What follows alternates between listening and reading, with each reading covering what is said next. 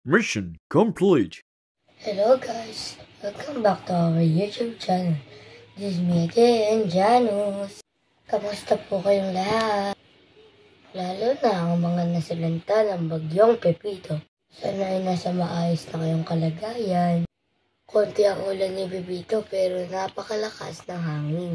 Mabuti po at mahina lang ang naramdaman dito sa Rizal.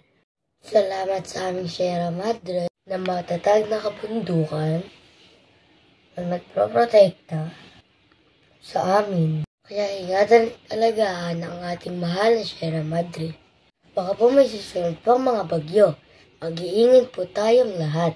So for today guys, if you like our video, don't forget to buy us a cup or coke or coffee and see you next time. Bye!